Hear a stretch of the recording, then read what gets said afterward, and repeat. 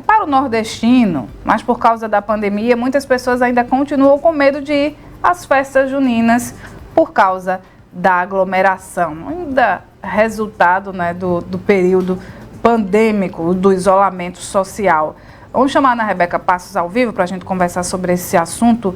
Então, Ana, nesse momento, ainda é normal esse receio de estar perto de muita gente, com grandes aglomerações, como é o São João de Caruaru, por exemplo?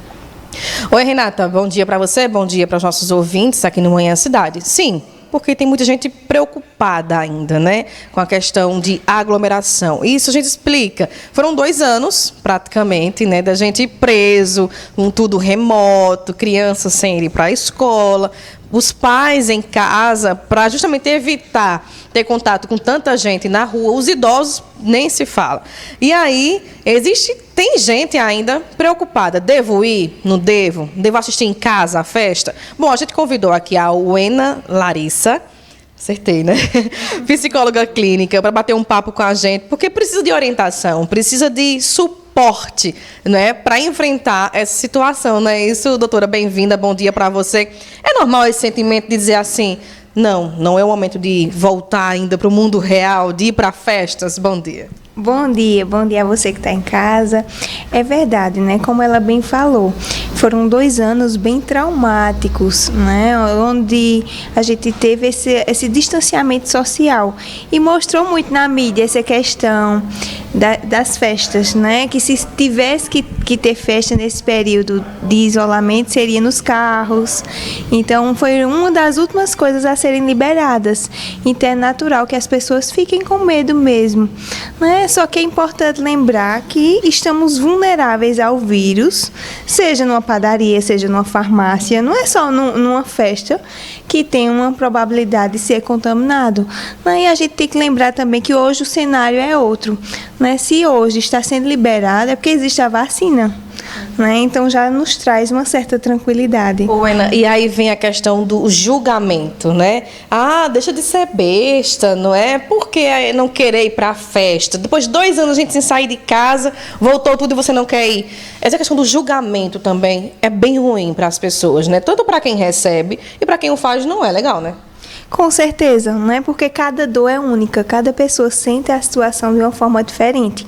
Então, uma coisa é uma pessoa que passou pelo processo de isolamento, de pandemia, sem perder ninguém, sem ter nenhuma doença mais intensa, no sentido que poderia levar a uma UTI.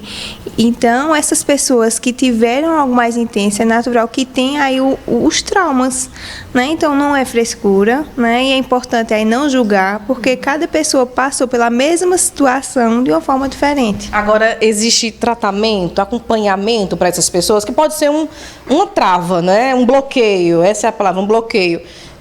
E não é normal, não é? Acontece. Como destravar ou desbloquear essa pessoa, se é possível?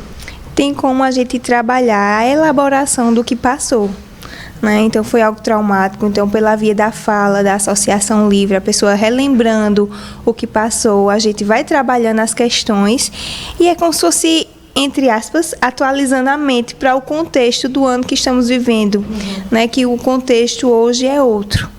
Né? Então, pode-se dar um suporte em relação à ansiedade e o próprio medo, porque os dois, eles meio que caminham juntos. E ficar atento às notícias, né? A vacinação, como você bem colocou, Ana, a gente tem uma notícia mais recente de tantos casos que já estão sendo registrados no estado, mas em contrapartida, são casos leves, sem tanta internação, e por conta da vacina.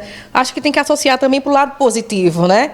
A doença existe, o vírus existe, mas existe a vacina para isso, não é assim que a gente tem que trabalhar a mente? Verdade. E no começo, né, que ninguém sabia nem a medicação. Os médicos, eles foram se adaptando ali naquele início. Então, já tem 2 anos de história aí. Então, a gente fala de um novo, onde já tem um suposto saber. E a gente vê que os casos estão mais leves justamente devido à vacina e esse suposto saber em relação à medicação. Para a gente encerrar, Wayne, a nossa conversa aqui, essa orientação para as pessoas, beleza, vou tentar ir para a festa. A gente tem um pátio de eventos em Caruaru, por exemplo, tem a estação ferroviária, tem São João na zona rural. Eu posso ir aos poucos para tentar destravar, não precisar ficar lá no meio, beira-palco, como diz o outro? Isso, porque o medo a gente também tem como enfrentar, né? Então, eu não me sinto segura ainda em sem máscara. Não me sinto seguro e pro meio onde vai ter muita gente. Então eu fico de longe, fico de máscara, levo meu álcool na bolsa. Então são formas de você enfrentando o medo no seu tempo. Tá certo.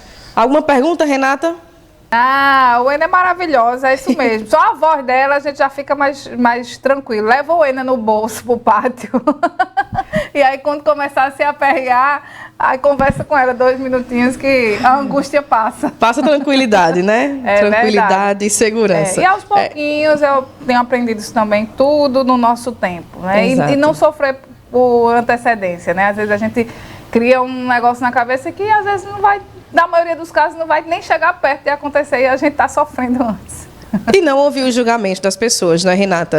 Tem muita gente que não quer o nosso bem. Exatamente. Deixa de ligar para os outros, foca na tua vontade, no que você quer fazer e relaxa. Deixa o povo pra lá. Ninguém paga os nossos boletos. Exatamente. Eu conversei com a Ana Larissa, ela que é psicóloga clínica, batendo um papo com a gente aqui, explicando o que você pode fazer, né, para enfrentar esse medo, esse trauma de não querer voltar a estar entre a multidão. Renata. Obrigada, Ana. Obrigada, doutora Wena, também.